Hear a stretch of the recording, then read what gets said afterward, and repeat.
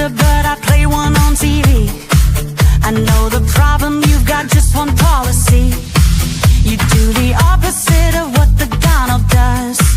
Don't know what you believe just because you got that TDS. You've tested positive. There's nothing I can do for chronic low IQ. It's TDS. Open the borders, let Mondani pick your pocket. Let the boys beat the girls, they got that extra rocket. A theology degree from Starbucks. You declare that America sucks. You got that TDS. You've tested positive. There's nothing I can do for chronic low IQ.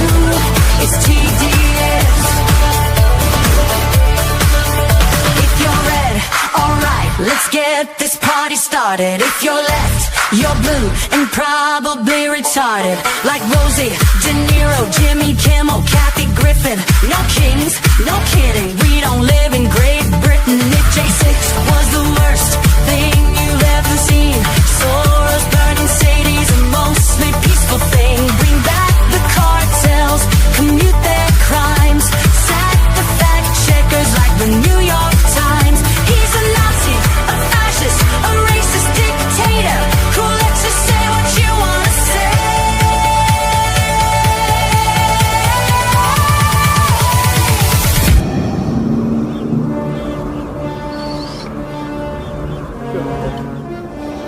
Luke, I am your daddy. You got that TDS. You tested positive. There's nothing I can do for chronic low IQ. It's TDS. No matter what he says, you must be really dumb, 'cause you keep blaming Trump for all your problems. Side effects of Trump derangement syndrome may include violent behavior, delusions, nightmares, insomnia, irrational hatred, hopelessness, anxiety, depression, blue hair, tantrums, inability to form coherent speech, difficulty maintaining gainful employment, and verbal diarrhea.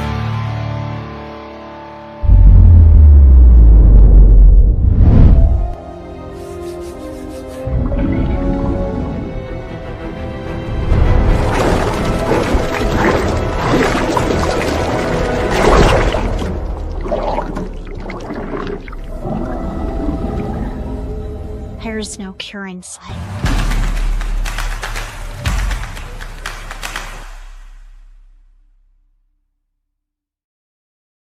Hey guys, how's it going? Welcome to the program. Give me the finger, please. Just like my permanent detractors do. Instead, just waving it and not waving in the air, just click that like, share, or follow with the program. Hey, by the way, before we get started, a little bit of housekeeping.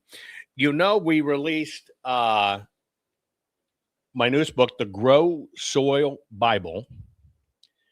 Soil is the most important thing there is, right? Look at that. Oop, don't know why it turned dark. Anyway, this is the paperback version. Now, myself, for me, they're all in color. Why? Because you have to be able to see the subtleties in the soil. I do paperback to do my best to try to save the cost of publishing because they can be expensive. But I would like to show you, because I even got my first one. Here's the hardbound. For me, I just prefer the hardbound, right? Even the hardbound's even better color than you're going to find in the paperbacks. It's just a function of the printing process and everything that goes on. But the hardbound, I just got my first one, right? Finally got them sent to me. So I even have copies of my own book. But this is what the hardbound looks like. And for me, I try for everything. I don't know what it is. Maybe I'm a book bigot. I just prefer hardbound because I want to keep it permanent. Anyway, it's another good looking book, right? And we've got two more. I'm trying to get all of the various things cleaned up. I work on books all the time. And two are just really relevant now. So I've had to really just lock down and rush through to get the things done. I haven't forgotten about you guys with, your own gold claims and gold land. Sorry. I had to get these finished. Anyway, the first one you'll see here in very short order, which will also be paperback, hardbound. And by the way, I will probably release this particular one in ebook because of the type of topic it is. But it's called The Three-Toed Dragon, the Communist China Secret War to End American AI and Data Centers. And you hear everybody bitching and complaining about data centers. I'm going to show you the real truth behind them, the real stats, so you can verify it yourself, but also why this is a war. Additionally, you're seeing horrible things online, like kids getting other kids to kill themselves. It's kind of hard to fathom that kids or people online can convince another kid they should just kill themselves. You're also finding people making contests out of it, trying to see who can get someone to kill themselves. That's sad too. But also various studies got completed, and the number one contributor to a kid identifying as trans is what they see on social media. So releasing at basically the same time, I'm releasing my book called The Golem Effect: Precious Pixels, Deadly Devices, and How the Digital Social Era is Creating Killer Kids. The numbers, the stats, the information, the data is absolutely appalling at how much our digital societies, particularly social media, causes these things. Don't fear, in that book, it's not just doom and gloom, both of them. You got action plans at the back, how to push back, how to fight, how to protect America. But in this one, I give you action plans in the back, broken down by if you're going to be a new parent, if you have children from like 0 to 8, from 9 to 18, etc. If you are a teenager, you think you've been subjected to this. If you're a grandparent, aunt or uncle, if you're a counselor or a therapist or a pastor, how you can help combat the Golem effect. And I write at the beginning of that particular book, it's really interesting, just to digress just for a moment. What we're going to talk about today is our culture and our culture crisis. But I tell the story that starting back in 99, early 99, I kept on having a recurring dream. Now, my life at the time, I'm probably spending 300 days a year on an airplane. And I'm bebopping back between all of our various offices, because I had offices in London and Hong Kong and Dallas and New York City and Los Angeles, etc. But I kept on having this recurring dream that I'm in the plane, but for some reason we're going in close to the ground. I mean, I could see people's faces in the cars in terror as the plane's screaming over, and we're weaving in and out between buildings. And I just kept on having that recurring dream. And then simultaneously with that dream, I kept on, if it happened once, it happened 1,000 times, right? Or actually 900, 720 some odd times. But it's almost like every day, for some reason, when I'd look at the clock, it'd be 9/11, either the AM or PM, mostly both of them. And I thought it's really, really weird. Why do I keep on saying 9/11? Well, long story short, I'm in the middle of a public run with my tech company. 9/11 happens. It completely changes my whole life. And it's a combination of those two dreams that going, wow, man, I'm like getting feedback from beyond that this was going to happen. Of course, even though the company went down, we went and nurtured my patents, got even more granted. They still grant to this day. And it's why you can scan any barcode in the world, Q code, book, record, tape, it doesn't matter, product, and you can retrieve information. That was the technology platforms: scan to connect, scan commerce, right? Scan to reveal. And I kind of laughed because people, Mark Cuban being one, said stupidest invention ever. Well, the new data came out of people use of scanning codes. And the new data on it, here it is, we're 26 years later.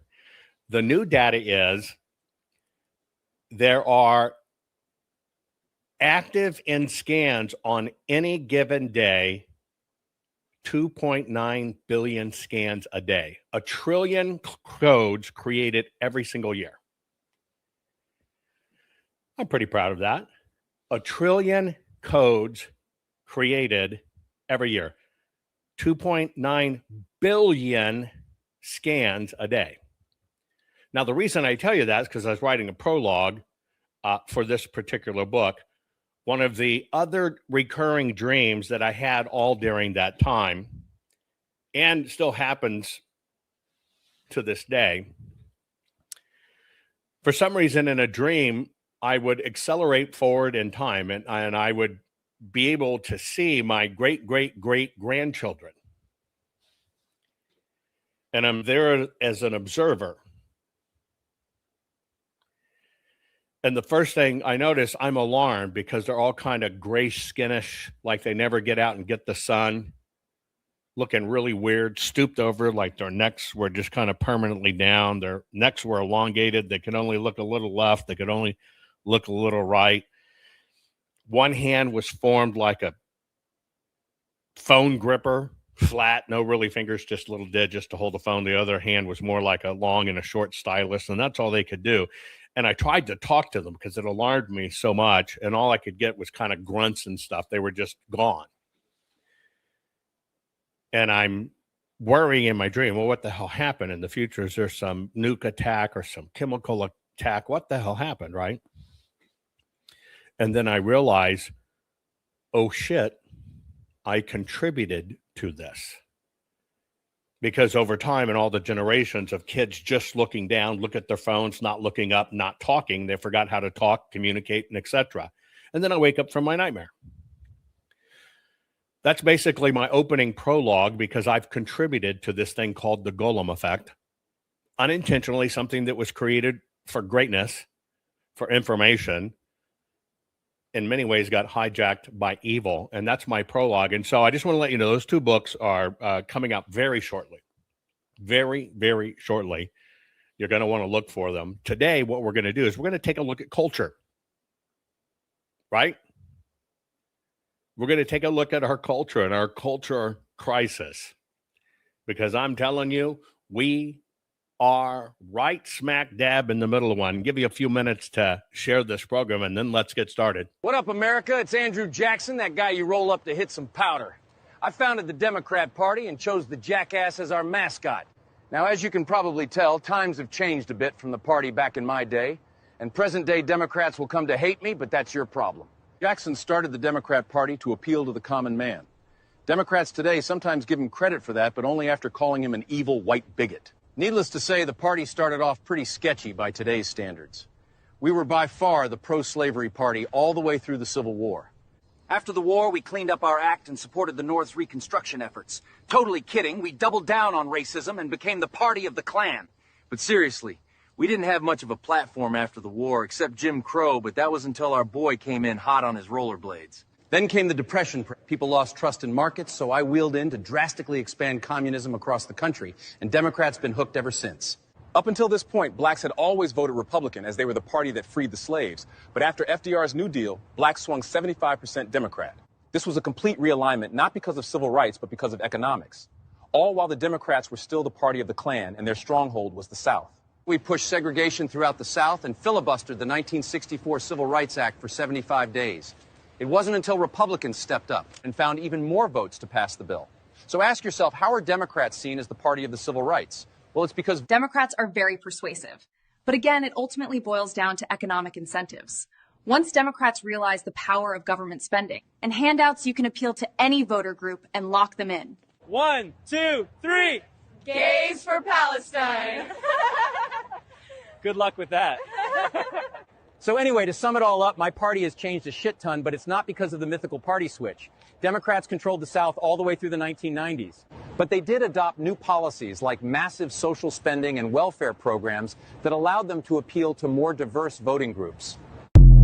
Rennie Good was a gifted soul, a writer and a poet and a mother, wow. She tried to hit an agent with her car, oh no! Pop, motherfucker, now she's gone! Yeah, yeah, yeah! Being a fucking liberal is a mental disease. Blue-haired and fuckables with the septum ring. You are not a hero, you're a fucking disease! You fuck around and find out it's what it is, yeah!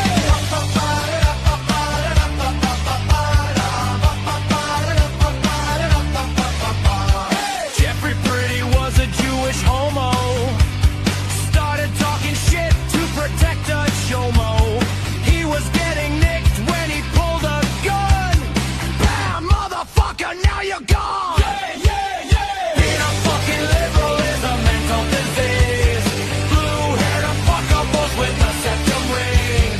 You are not a hero, you're a fucking disease. Fuck around and find out what that is.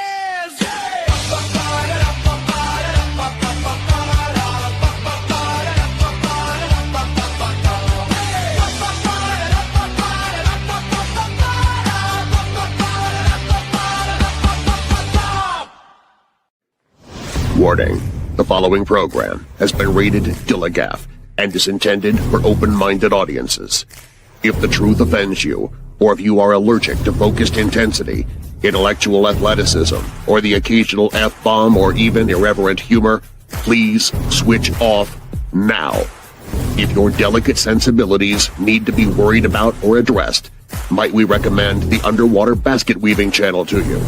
Otherwise, sit back, enjoy the wisdom, insight, and wicked sense of humor. Cut the crap. How many times a day do you want to say that to politicians, the elite, the loony liberals, the fake news media, and the gender-confused, emotional socialist snowflake crowd? Cut the crap is your secret weapon for fighting for our freedoms and our great republic. It all begins with a massive mental enema, freeing you from the toxic news and politically correct views, which constipate your consciousness with stinking thinking. Your host, Jovan Hutton Pulitzer. He's known for calling out politicians and telling them to cut the crap. You've seen him on virtually every television network and listened to him on Coast to Coast Radio. And now he's here to help you learn to fight for America. Culture, race, and American politics. They all have one thing in common. They all need to cut the crap. Now, here's your host, Jovan Hutton Pulitzer.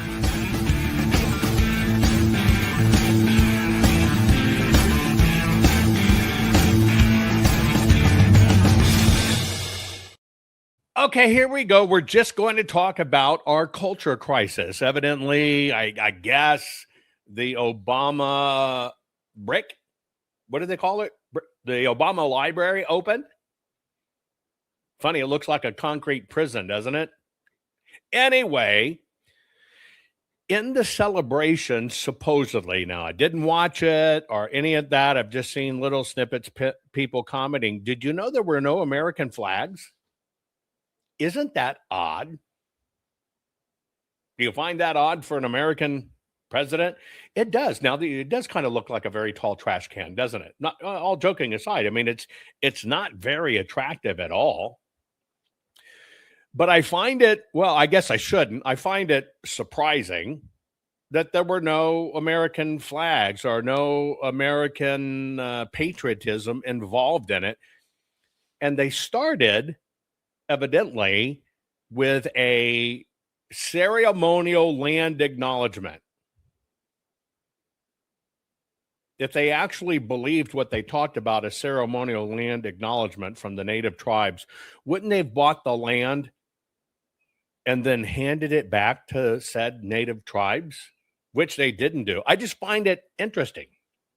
And then I find it interesting that you're seeing all kinds of contractors come out. They give all these contracts to, ethnic minority groups, and now they're finding out their bills aren't getting paid, which I find is really weird.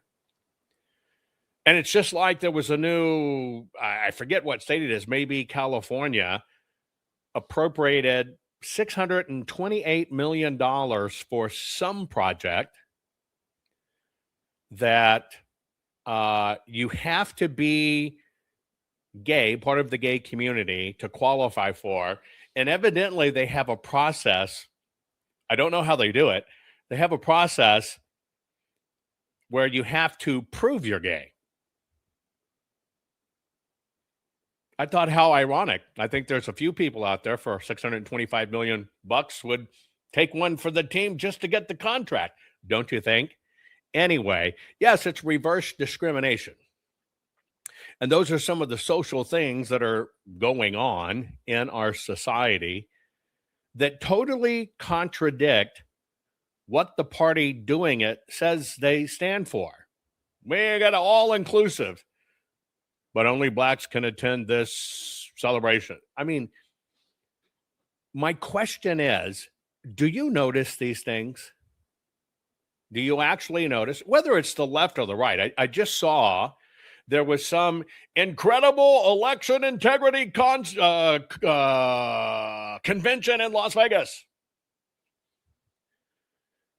So I looked at the people who were speaking on election integrity, and it was people who really don't have anything to do with election integrity other than saying they're in election integrity.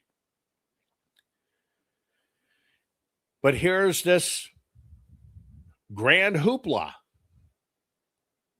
What I was also amazed to find out, and I didn't watch it, but what I was also amazed to find out that maybe the guest of honor was Tina Peters. God bless Tina Peters. Been through hell. But am I correct? She was, I don't know if you want to call it chaperone or brought out or whatever, by 107. 107. Which I'm trying to understand. He's one of the big Q guys. 107 only means 107. It's not even his real name. And isn't he the guy that claimed to be, for a very long time, way back when, to be JFK Jr.?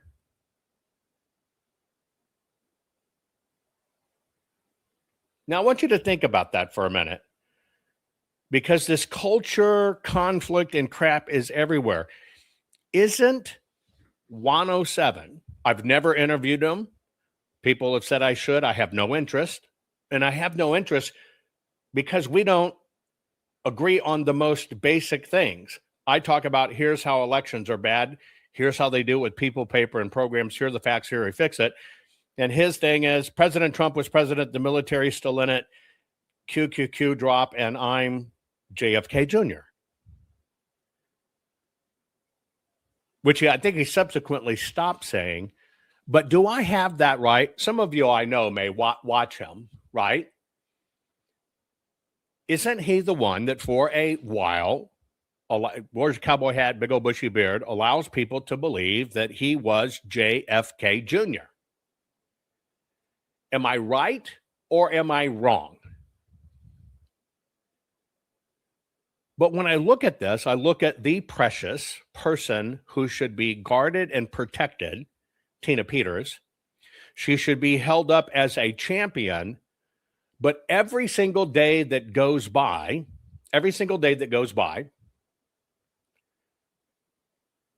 the LARPing crowd, the PSYOP crowd, the Q's in charge has always been in charge. This is now the second time. There was a big event to raise money. That was a Q, all the Q people, government still military's been in charge all this time. It was a setup. This is planned. That's why it's going. See, I laugh at that because you would have to, at the same time, they claim they're patriots, love President Trump. But at the same time, you would have to say, well, President Trump let a lot of people die with COVID because he had to prove a point. These people don't think this stuff through, right?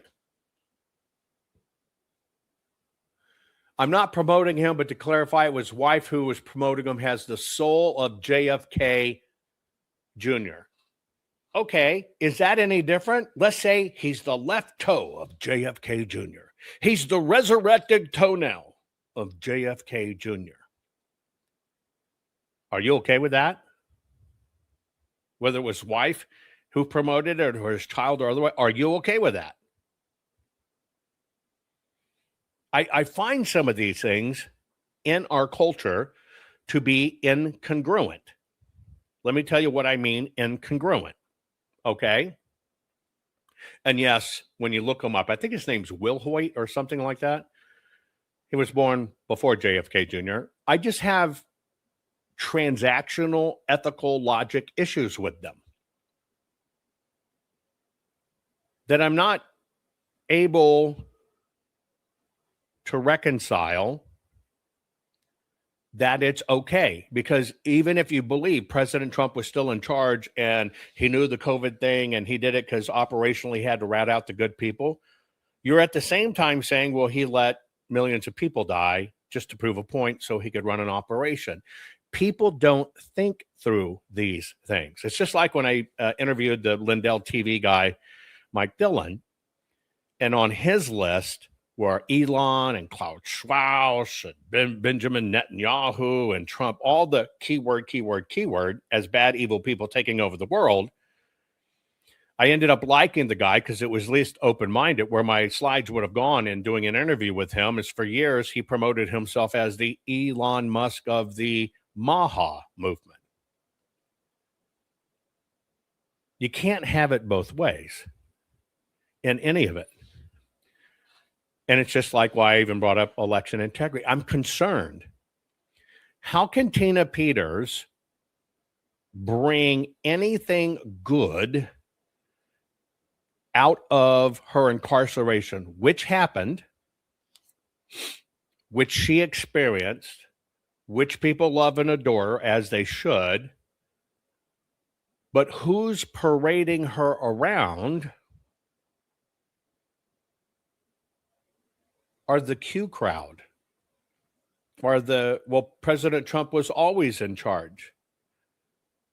If President Trump was in charge of every bit of that and has been, and this is an operation, at the same breath, you'd have to believe that President Trump then allowed Tina Peters to go to prison to prove a point. I don't get this. And I don't even get how this Q stuff is even still going, being resurrected, or anything else. But they are robbing, in my opinion, Tina of any credibility she has to ever fix this by attaching themselves to her. Now, granted, she lost everything. Maybe she sees that as the way to dig herself out financially. Maybe it is. Don't know. But it's...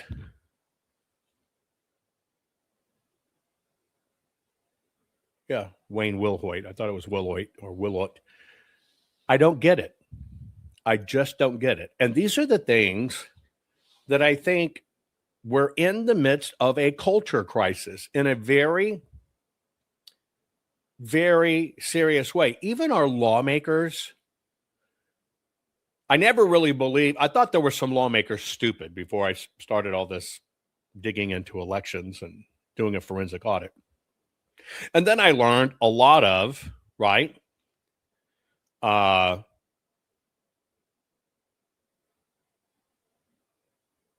lot of lawmakers are dumb as stuff. And until you can ask me about a lot of people in chat, I don't know anymore. I honestly don't know anymore who to rock solid 100% trust. I just don't. Because I see things that conflict me. People I truly trust, Mel K, Roseanne, Donna Cowboy Logic. Right? Meaning regular people you see me with, regular broadcasts that talk about election stuff.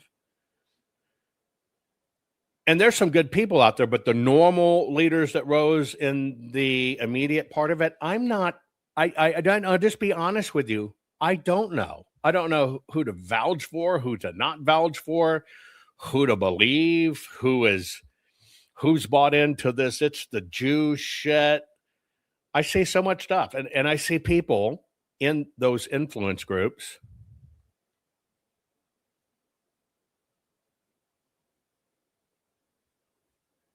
turning on President Trump. But then at the same time, turning on Trump, I see the machinations of where they want to head with it, where they want to get. So to ask me about other people would be ridiculous. I'll give you an example. I've never watched an Alex Jones program ever. Ever. Truth be known, I thought Alex was just a bunch of conspiracy shit. Then you had the Sandy Hook stuff. I thought they railroaded him. Then I kind of watched that deal underneath fall apart and then somehow survive. And then I watch him now. President Trump's bad. The Jews run everything. Is that people just getting paid? They make people desperate, and how they get you desperate and ruin you. You've got to build back your fortune. So now you're going to talk about what they want to talk about. And then I can't make heads or tail of how does somebody come out complaining about the government, but supposedly CIA and FBI, and all of a sudden they got several million followers on YouTube. The very stuff, if you complained about the government, you'd be booted and gone. But these are the conflicts I see. But this thing on politicians, I think, predominantly being a dumber than a stump, I think is true. These people are just idiots. I really, I'm at the point where it's become really hard to have an intellectual debate with any of these people. The dumbing of the United States has arrived, because how else do we get a Trump presidency again? The last time the Alien Enemies Act was invoked, it was used to detain and deport German, Japanese, Italian immigrants during World War XI.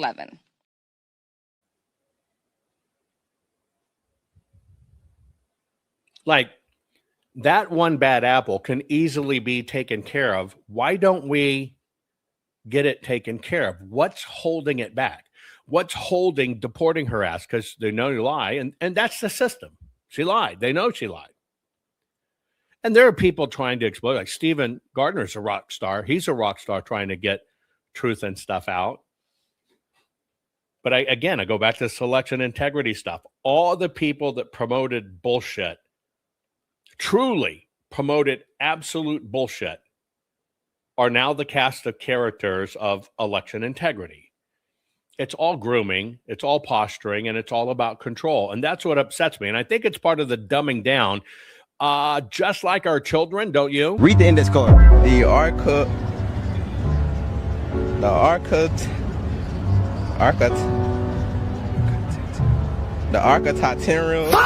Read the index card. There are reconciliations. I can't say that word too good, but it's reconciliations. Required extraordinary. You ain't got to say it. I know it.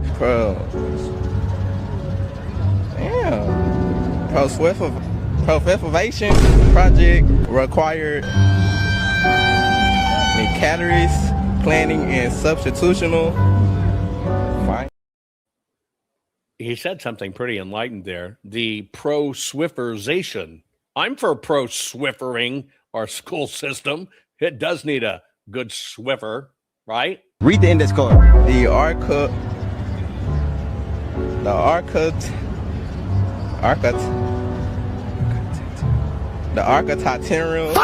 Read the index card. There are reconciliations. I can't say that word too good, but it's reconciliations. Required extraordinary. You ain't got to say it. I know it.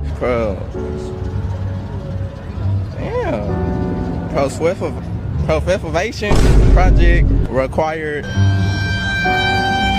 calories, planning, and substitutional. Fundamental. Look it. Fundamental. Vulnerable. I can't say it, but vulnerability. Vulnerable. And emotional accountability. I just can't say the words, but I know the words. You know the words, though. Y'all can tell you know. Now, let me ask you a question. Could you imagine what would happen if those, and this is predominant, this kind of stuff has gone viral all across cities, just asking people to read cards. I watched them test other versions of this, getting young people to read. Do you know what they absolutely could not read? Cursive. They could not read cursive. Now, for me, who's a book whore, and I have books that are handwritten way back when before printing presses, you know, if you can't read cursive, you can't read the Declaration of Independence or anything like that in its original form.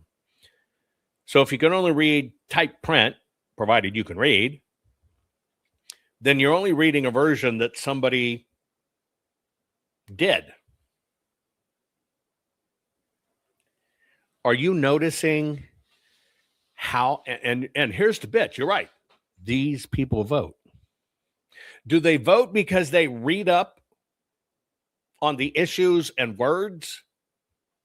Do they vote because they dig deep for the facts and the evidence?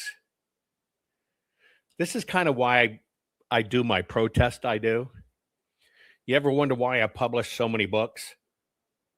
Because I'm protesting part of this, the dumbing down that people don't read anymore. Here, let me ask you a question. I want to ask a real-time question, okay? Let's see. Hang on, I'll go here.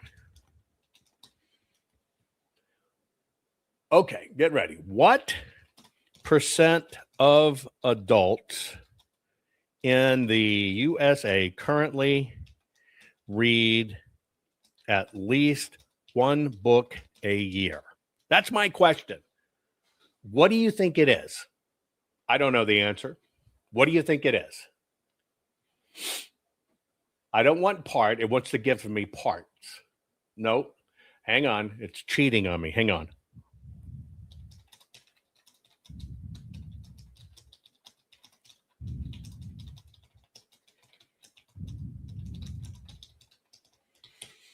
See, even asking AI, it said, well, such as, you know, if you read parts and parts, that's it.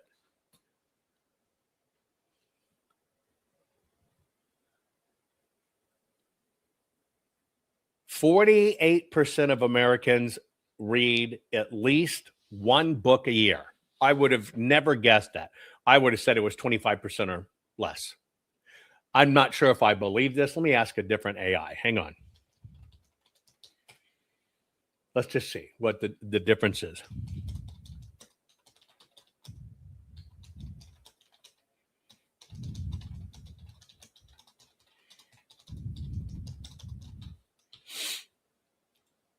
And we're going to, because I just want to know. See, for me, I put out books because I want to promote, we got to read. We've lost reading. So I'm asking another AI interface. In a minute here, I'll turn on. I can run 24 agents at one time and see what it says as a collective. Okay. Now, the category, ironically, that enables this to happen is fiction. Okay. Hang on. I'm running multiple bots. 46% of adults. Now I'm going to twist it. Ready?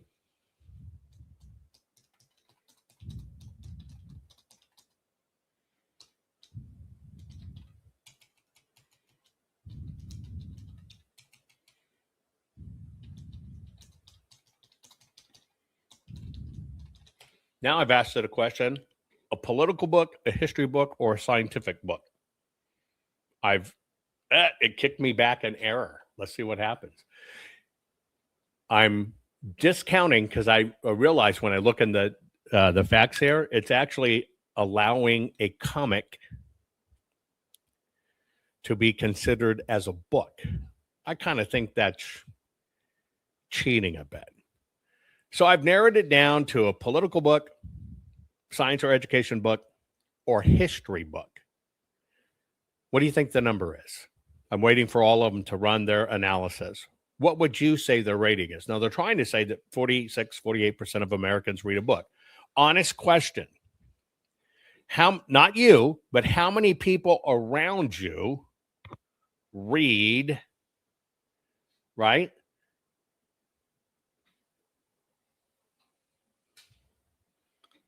Okay, here's the real numbers.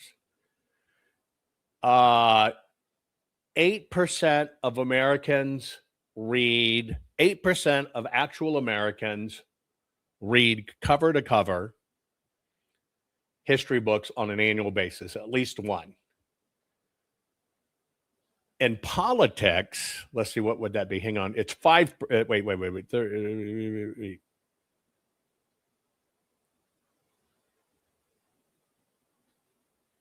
It's not quite 4%.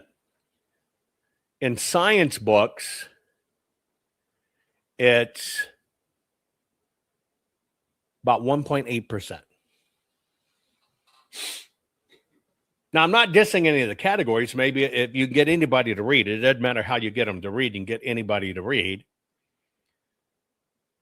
But I think that's one of the things that has created this culture crisis we have, right? Let's like this. You're right. I didn't do self-help books. I'll do the category of self-help books. But I think this is what's created part of our crisis, is because we have fallen out of love with reading. And a lot of people equate what they read on their phone or what they read on a website as reading. I have to tell you, this is only me. I don't consider what you read on your mobile phone or what you read on a website statistically, right, as the same as reading a book. Okay, so self-help books, now they're adding in at least listened to, right?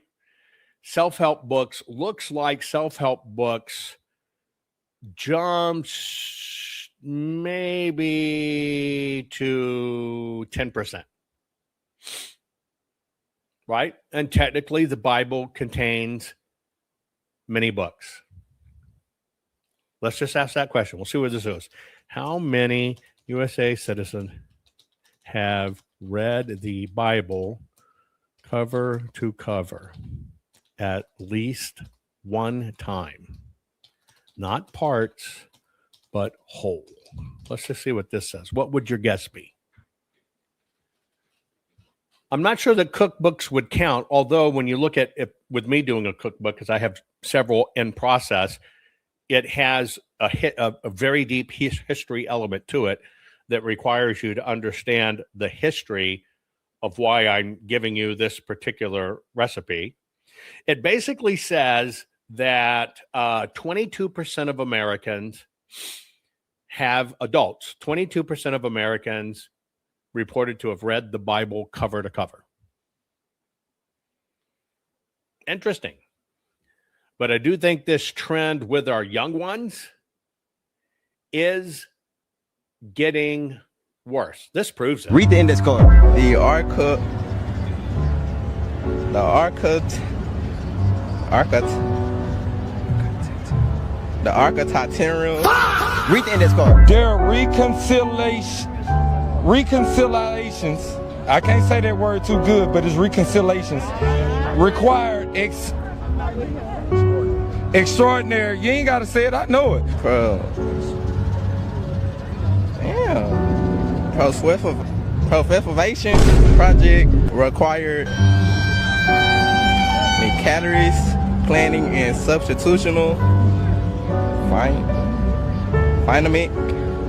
Fundamental. Look it. Fundamental. Vulnerable. I can't say it, but vulnerability. Vulnerable. And emotional accountability. I just can't say the words, but I know the words. You know the words, though. Y'all can tell you know.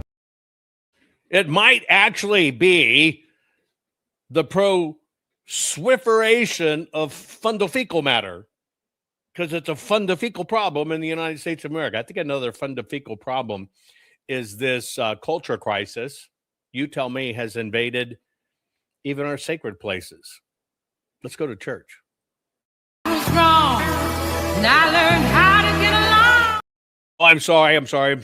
That was a trans dance club video. I didn't mean to show you that yet. Let me correct. Let's go to church. Wrong. And I learned how to get along. Yes. This is a church service. Wrong. And I learned how to get along and throw your back from outer space. I just walked in to find you here with that sad look upon your face. I did it right. You got rumble. You got to lay down and die. Oh, no, not I will survive. Oh, as long as I know how to love, I know I'll be alive. I've got all my life to live. I've got all my love to give. I'll survive. I will survive. Hey, hey. Look how you cry. But now I hold my head up high and you see me. Somebody new. I'm not that chained up little person still in love with you. And so you felt like dropping in and just expect me to be free. Now I'm saving all my loving for the one who's loving me. Go on now, go. Walk out the door. Just turn around now. Somebody said that's the laying on of hands church. No, that needs to be corrected. It is the incredible use of hands church. Folks, what a shame. I loved the music. Who doesn't love that piece of music? It just makes you want to get up and boogie. That is a church.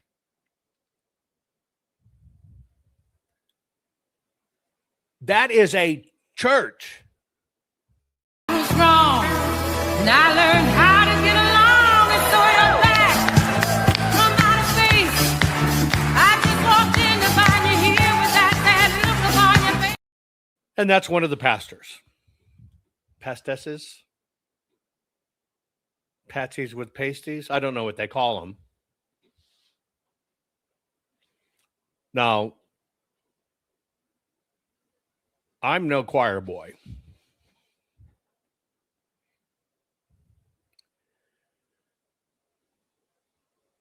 But how is this not sacrilegious and demonic? Wrong. And I learned how to get along and throw your back from outer space.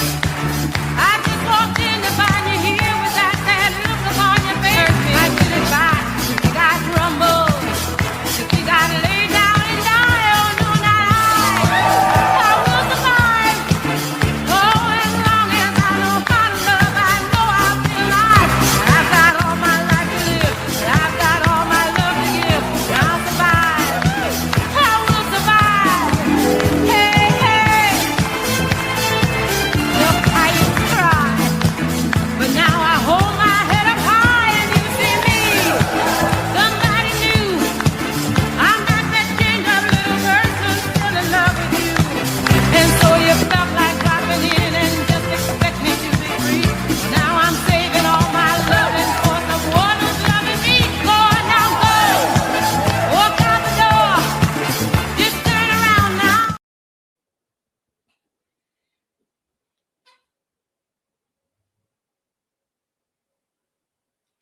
You know, over in the Middle East, one of the things they say about the United States of America is America is the great Satan. Now, you think if people overseas see this stuff, they have a right to believe that America is the great Satan?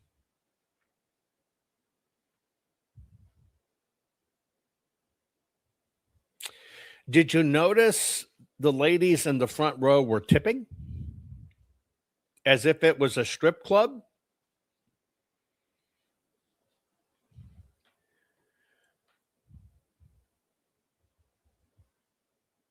Do you agree we're in the midst of a national culture crisis? I think this manifests itself in many ways. And I know you saw a lot of older women and men in that audience, gray hair, blue hair, whatever you want to call it. It's not just our kids that are infected by this. Oh, look at this. This is embarrassing. How old are your granddaughters? They are 6 and 8. Would you support them to get hormone blockers to become the other gender? I would absolutely support them to get hormone blockers. If your granddaughter came to you and wanted to get a tattoo, what would you say? That would be more difficult. Really? Why tattoos? There's just something so permanent about it. Permanent? It's pretty permanent. It's very difficult to get them lasered off or removed. You don't think it's like permanent to change your gender? They're so stupid. Did you see her face? She had never thought through this before. Watch the recognition of, lady, you're living a lie. Watch the recognition when it dawns on her. Oh, look at this. This is embarrassing. How old are your granddaughters? They are 6 and 8. Would you support them to get hormone blockers to become the other gender? I would absolutely support them to get hormone blockers. If your granddaughter came to you and wanted to get a tattoo, what would you say? That would be more difficult. Really? Why tattoos? There's just something so permanent about it. Permanent? It's pretty permanent. It's very difficult to get them lasered off or removed. You don't think it's like permanent to change your gender? They're so stupid. Think about that for a moment. And I've shown you teenage, young adults. I've shown you citizens. I've shown you church. What's happening to our tiniest? We were just talking about Reconciliation Week. And what did you say, Evie? Mummy said that I was the white people and I didn't want to. Don't want to be the white people. And I want to be the brown skin people. Yeah, but we're trying to make it better, aren't we? Yeah, and the white people took everything away, like children, babies, like that, Away from them, away from the Aboriginal people. Yeah. But now reconciliation is about making friends and trying to fix it, isn't it? Yeah. And that's good. Yeah, but I'm still upset about that white skin. Yeah. Well, we didn't do it. It was the people before us. But I understand what you mean. Yeah, that's all I want to say. You don't understand, Mom, what she means. You're watching a child regurgitate your bullshit, your beliefs, your issues, and all of a sudden, you think you have an enlightened child. Let me tell you, Mama, what you have in that 3-year-old. You have a mind that's been poisoned to be ashamed of not only who they are, but the way God made them. We were just talking about Reconciliation Week. And what did you say, Evie? Mummy said that I was the white people and I didn't want to. Don't want to be the white people. And I want to be the brown skin people. Yeah, but we're trying to make it better, aren't we? Yeah, and the white people took everything away, like children, babies, like that, Away from them, away from the Aboriginal people. Yeah. But now reconciliation is about making friends and trying to fix it, isn't it? Yeah. And that's good. Yeah, but I'm still upset about that white skin. Yeah. Well, we didn't do it. It was the people before us. But I understand what you mean. Yeah, that's all I want to say.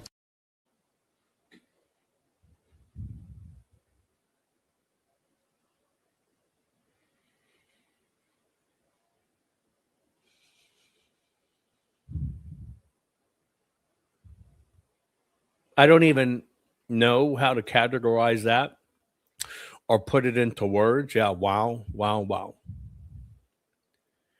Is that I'm better than you? Look how good I am. Look how understanding and the right side of history I am. No, it's child abuse.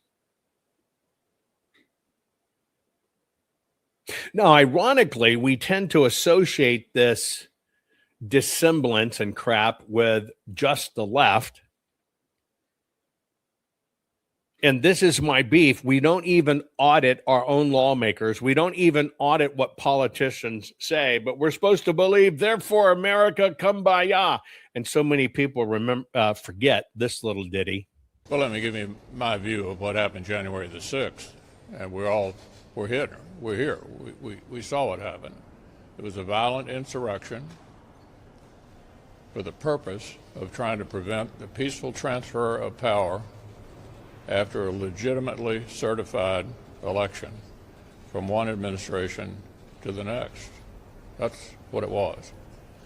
With regard to the suggestion that the RNC should be in the business of picking and choosing Republicans who ought to be supported, traditionally the view of the national party committees is that we support all members of our party, regardless of their positions on some issues. Do you have confidence in her, Ronna McDaniel, as chairwoman of the committee? I do, but the issue is whether or not the RNC... And you look who's standing behind him. Look, 2020 couldn't happen without the RNC involved, without the RNC turning away. And it's just like this election integrity stuff. People can't even see operatives right in front of them because all you got to do is sprinkle certain words. Well, I'm a patriot. I'm this, and we're going to fix this, and Jesus, Jesus, Jesus, and God this. And you can't even see it. You absolutely know historically January 6th was a setup, but... Well, let me give you my view of what happened January the 6th. And we're here. We saw what happened. It was a violent insurrection for the purpose of trying to prevent the peaceful transfer of power after a legitimately certified election. You probably remember that before this, they were saying Trump's not going to accept the results because America hates him and he's not going to do a peaceful transfer of power. And then you hear the turtle regurgitate it. Now, this is not just about illiteracy and reading and the culture crisis we're in. We as a nation are totally illiterate by design about money and how things work. So you said you're a socialist? Yeah. Oh, God. Am I going to get roasted? Yeah. What we're asking people today is, what do you think about Zoran Mamdani's plan to tax the billionaires and to create a more equitable tax structure in New York City? I love him. It's unbelievable. Okay. Shouldn't we all be more equitable? Well, let me ask you this. So there's about 1,000 billionaires in the United States. Okay. If we taxed them 100% and liquidated all their assets, we could fund the federal government for about 10 months. What do we do after that? But that's not how the government works. Also, no one needs to be a billionaire. The amount that you... See, the system has taught young minds not to value capitalism, which is why they teach anti-capitalism, which she doesn't even understand. She's making a decision what a person gets to be or not. Nobody should be a billionaire. When she doesn't even understand what built this great country and how it economically works. So you said you're a socialist? Yeah. Oh, God. Am I going to get roasted? Yeah. What we're asking people today is, what do you think about Zoran Mamdani's plan to tax the billionaires and to create a more equitable tax structure in New York City? I love him. It's unbelievable. Okay. Shouldn't we all be more equitable? Well, let me ask you this. So there's about 1,000 billionaires in the United States. Okay. If we taxed them 100% and liquidated all their assets, we could fund the federal government for about 10 months. What do we do after that? But that's not how the government works. Also, no one needs to be a billionaire. The amount that you could fund over time by taxing a portion of their income would house people, it would provide them health care, it would do a lot of incredible things. Why? What do you think? I think that would be a bad idea. I think even a marginal increase on taxes de-incentivizes business growth. Why do you think it's a bad idea? Because it de-incentivizes business growth. So we actually limit and reduce economic activity. It's individuals who monopolize a portion of, not a portion, they monopolize the income for individuals. And actually, if you want to make a more equitable society, you should increase economic mobility for individuals so then more of them can be active members of society rather than a couple of people hoarding majority of the wealth. That's what free market capitalism does. Right? Because what they're doing is they're creating businesses and creating jobs for people. That creates economic growth. And also, they're already paying 40% of the taxes in this country. The top 1% is. So I think I would rather have New York City a business hospitable environment so people aren't fleeing to Florida and Texas. But that's such like a crock of shit. People aren't actually leaving. Ken Griffin, just last week, said he's leaving. One individual? No, a lot of them are. And actually even Kathy Hochul from New York State said that she wants the people to come back who have left so they can afford to fund the social programs here. I need people who are high net worth to support the generous social programs that we want to have in our state. If you want to be supportive, but maybe the first step should be go down to Palm Beach and see who you can bring back home, because our tax base has been eroded. I mean, Mamdani has a $12 billion budget deficit. How is he going to close that without asking Kathy Hochul, who has the same problem? They've driven people out of New York with high tax policy and anti-capitalist policies. Are you a billionaire? No. Do you aspire to be one? Millionaire. Okay. Millionaire. I don't need to be a billionaire. Thank you, Matt. All right. Oh, I'd love to hear more of your thoughts. But... Good, thank you. All right, thank you. All right. People don't, and let me give you an example. Tax code, its only benefit is for political gain.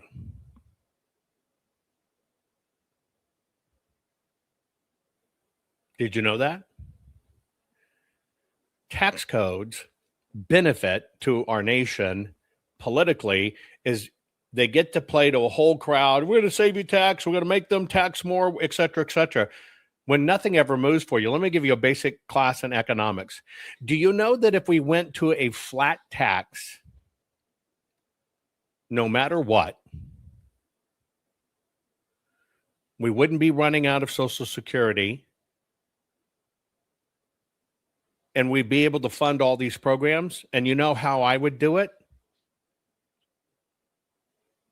I would eliminate the IRS, and I'd use the mechanism in place for collection. You know what that is? When you buy something. It's simple economics. Add a very small tax, flat tax, on everything you purchase.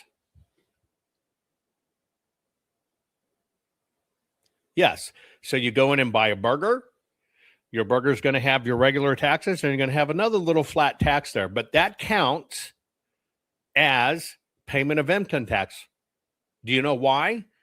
You can't skirt buying. The illegals can't skirt buying because they're buying the same burgers. They're buying the same groceries. They're buying the same things. They're buying cars. So if we move to a very simple system, eliminate the IRS, eliminate all that BS taxing, and went to a flat tax, and it's basically transacted when you buy. Who ends up paying more tax? Pop quiz. If we went to that system, who ends up paying more tax? The person who buys a $20,000 car, or the person that buys the $20 million home? Wrong. It is not the consumer who pays more. That is incorrect. Everybody pays the same. Everybody pays the same. See, you spend your money on the things you feel you can afford. I know it sounds really funny, but it's basic economics. All of these variations go away. So whether that person is buying a hot dog on the street, or a burger, or a bag of groceries, or a bicycle, or a car, or a home, you spend predominantly on what you can afford or want. Same with billionaires, same with millionaires, same with foreign people in the country, same with illegals. It's just done there. Period. Nobody escapes the system for any reason. And by default, the people that make a lot more because they have the buying dollars, they end up contributing a lot more. Why? Because they're buying bigger things, more things, and very price high things. That's what levels it. That's what levels it. It's not a computational formula of a derivative of a derivative, a derivative of a whatever. It's not. It's a simple fact of life. Everybody contributes the same. See, in that scenario, nobody's biased. If you're in this category of earning, it's flat. Nobody gets a benefit. If it's in this category of earning, it's flat. Nobody gets a benefit. Same with corporations. A much lower tax at the corporate level, but all the goods and services and materials, there's a very flat corporate tax in it. Very, very small. But then all corporations are paying. But see, the system doesn't want fixes. What they need is people to believe, like that young girl believes, nobody should be a billionaire. Oh, you aspire to be a millionaire, you're bad. Do you see what I'm saying?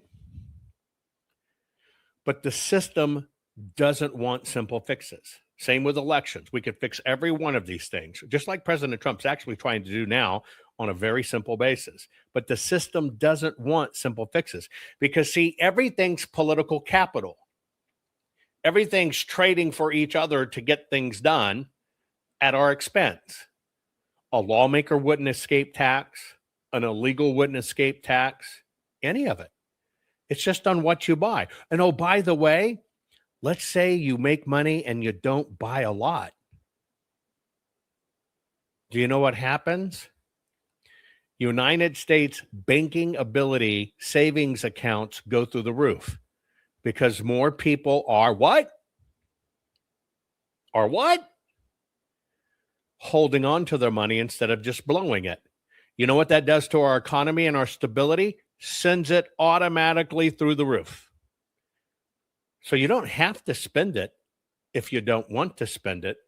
It's just when you spend it, you're going to pay that tax. Period. It is all, truly, folks, it is all that simple. But my final point, all of this politics, everything, it's a freaking con. Every bit of it. Left, there is no immune in it. Everything that goes on around us is a con game. We're trying to get out of the con game, but the con game is so deep. People are so shallow, and people do not dig. They can't even see the central casting right before them. Here's a good example. I'm actually so mad at the Americans that are protecting Zelensky. For your record, Vladimir Zelensky, the president of Ukraine, unlawful president. His dream always was to be like Putin. Zelensky's idol is Vladimir Putin. Zelensky always lived in Moscow. He always wanted to get to this high-end society. This is just a boy whose dream became true. He's a comedian. Here's some photographs of him being a comedian. He always lived in Moscow. Zelensky lived and worked in Moscow. I don't know why Ukrainians are super supportive of him. Just because they made a movie where Zelensky was a superstar and there was a movie where he's a president. They did this movie on purpose. So people are like, oh, this is a good idea for him to be a president. It's marketing. He's an actor, comedian. He used to be on the stage. And when he was on the stage, the best of honor for him was when Putin was watching him. There was a comedy show in Russia that's called KVN. How I know? Because I'm a singer. I was also there and singing there, for your record, okay? And when you're saying that Zelensky is so good for Ukraine, this person has nothing to do good with Ukraine or Ukrainian people. He was also LGBTQ music band participant. I'm not saying that it's bad, whatever. The music was cool, actually. I loved it when I was younger. And if you Google Kazaki music band, exactly how it is, on the screenshot, you can watch his music videos. And he's dancing there on a pole dance boots. So what my point is, this person always wanted to be up high over there with all possible ways. He will not stop from getting what he wants regardless of the way it should be. If he needs to sell his mom, how we say in Russian language, there is a saying like some person who will sell their mom just to get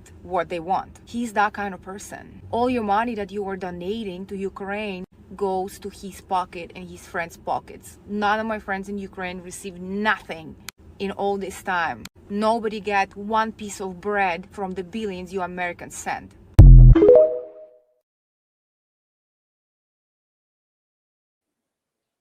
This little central casting bet is not just about Zelensky. Macron's the same way. Over time, they've learned to recruit these characters in. We'll make you rich. We'll make you famous. For God's sakes, one of the podcasters teaching you about politics, commenting on why everything's broke, aspiration was to be the world's greatest white rapper.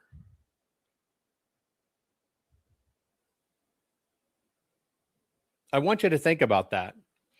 The system does not reward truth tellers. And that is why I work very hard to make you the smartest patriot in the room. We have to look at these things. Even like watching those bits on the church are totally freaking disgusting.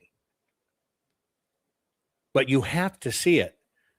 You cannot turn a blind eye to it. You have to understand what they're, and that stuff is in every institution we have in the United States of America. The way we fix this is you have to learn to identify it. You have to learn what the facts are. Get away from political speak and get to truth and facts and knowledge. We are the cure. That's it. We are the cure. But these people, conservatives included, podcasters and fraudcasters included predominantly,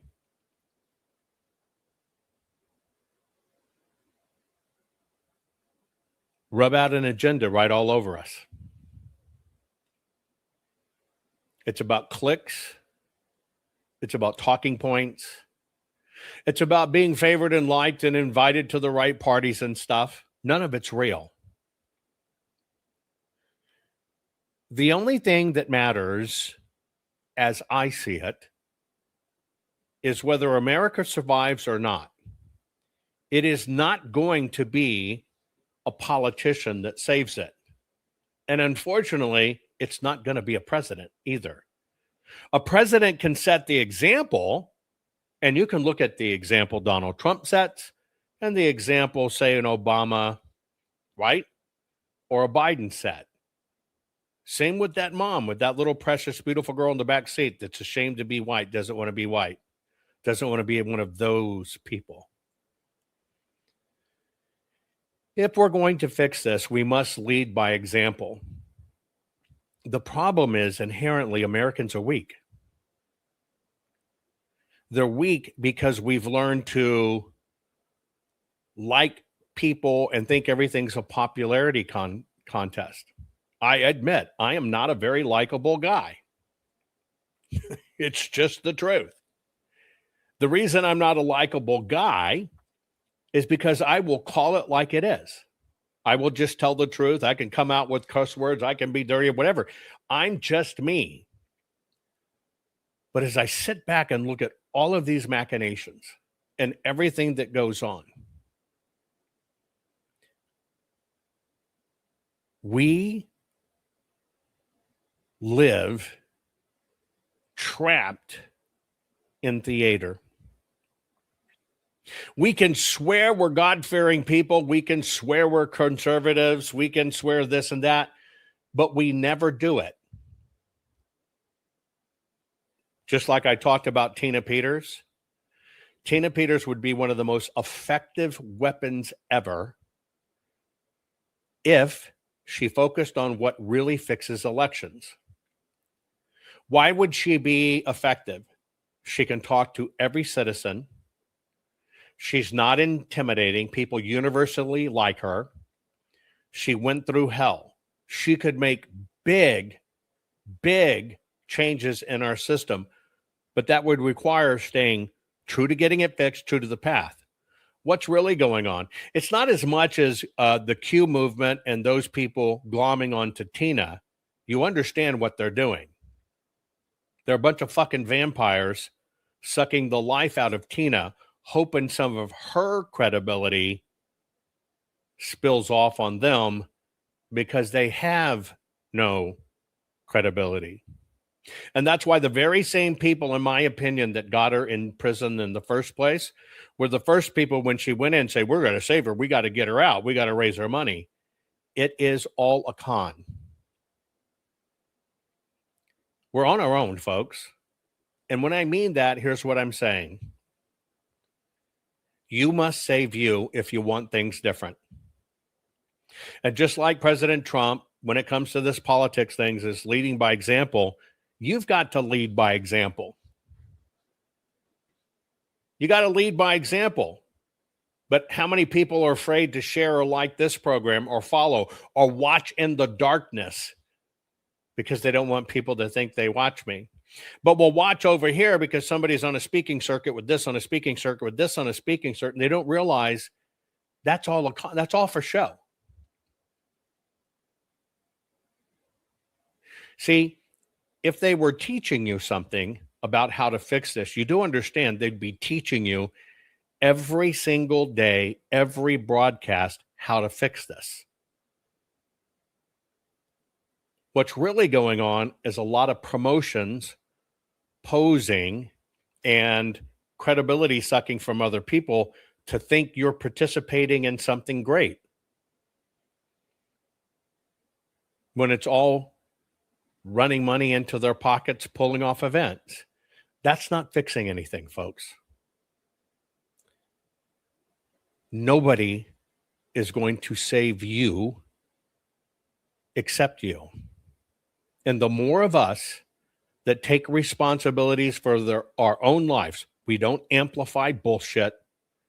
We agree to have a standard to call it like it is, no matter who it pisses off. We agree to call out the people that act like they can't be called out because they wear a cross on the outside of their shirts and they mention Jesus. You understand that's the same thing as calling somebody racist. Well, I'm a Christian. Look at me. How dare you call me out? I'm telling you, if Jesus was here today, he would not be hanging with those people. He'd be kicking those people's asses to the curb. And he'd be amongst the people basically saying, and not in a nice way, get your shit together. Open your fucking eyes. This is the culture crisis we're in. Folks, I love you all. But all of this, the fix, the cure, begins with you. Here's what is inside the pharmacy. Grow Soil Bible. Beautiful gardens, bountiful harvests, and homesteading abundant black gold. For too long, modern agriculture has poisoned the very ground beneath our feet. Synthetic NPK fertilizers delivered bigger yields at a devastating cost.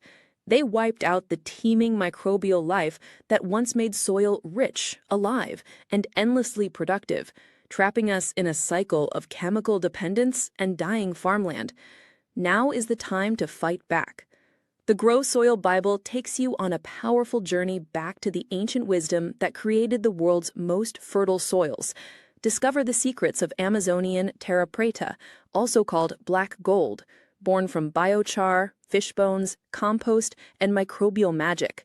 Master the art of Chinese green tea composting and Japanese bokashi to transform kitchen scraps and yard waste into living, breathing super soil. Whether you're a backyard gardener, passionate homesteader, or family determined to build real food security, this book gives you everything you need. Step-by-step instructions, precise natural ingredients lists, and proven techniques to grow your own ultra-fertile dirt instead of buying dead bags from the store. Become a true dirt farmer. Revive the microorganisms that power life. Break free from synthetic slavery and slow chemical suicide and create abundant, nutrient-dense harvests that feed your family for generations. Your garden, your orchard, your future. It all starts with the soil. Reclaim the earth. Grow your own black gold. Rennie Good was a gifted soul, a writer and a poet and a mother, wow. She tried to hit an agent with her car, oh no! Pop, motherfucker, now she's gone! Yeah, yeah, yeah! Being a fucking liberal is a mental disease. Blue-haired and fuckables with the septum ring. You are not a hero, you're a fucking disease! You fuck around and find out it's what it is!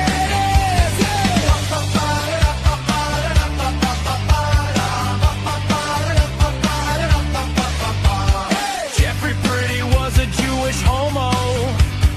Started talking shit to protect a chomo. He was getting nicked when he pulled a gun. Bam, motherfucker, now you're gone. Yeah, yeah, yeah. Being a fucking liberal is a mental disease. Blue-haired and fuckables with a septum ring. You are not a hero, you're a fucking disease. Fuck around and find out what that is.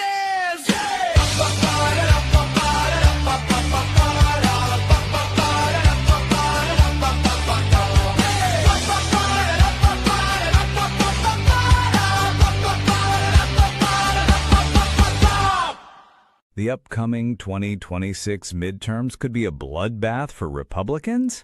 How? Consider this. On Election Day 2008, Barack Obama received 69 million votes. In his second term, he racked up 65 million votes, and he was considered the Democrat rock star president. Then Hillary ran against Donald Trump. She received the same 65 million votes. But come 2020, Joe Biden supposedly received 81 million votes.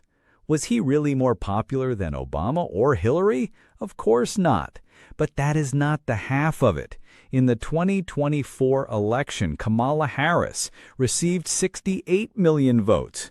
But did you know that now it's almost 2 years after that election, and somehow Kamala Harris has been elevated to over 75 million votes? How does a candidate get 8 million more votes after the election? Is this an attempt to validate the fraudulent 81 million vote fantasy from 2020? You bet. One thing stands between chaos and correcting history, and that is the historic 2020 full forensic archive of Maricopa County, Arizona, the single most detailed full audit of a presidential election in American history, audited over 2 million ballots, generated over 20,895,000 individual proof files. This took 58 billion forensic measurements, resulting in over 2 trillion individual base computations. This evidence must be kept for any and all future court cases, Supreme Court cases, and preserved for all time, eventually at the Trump Presidential Library. That is why we need you.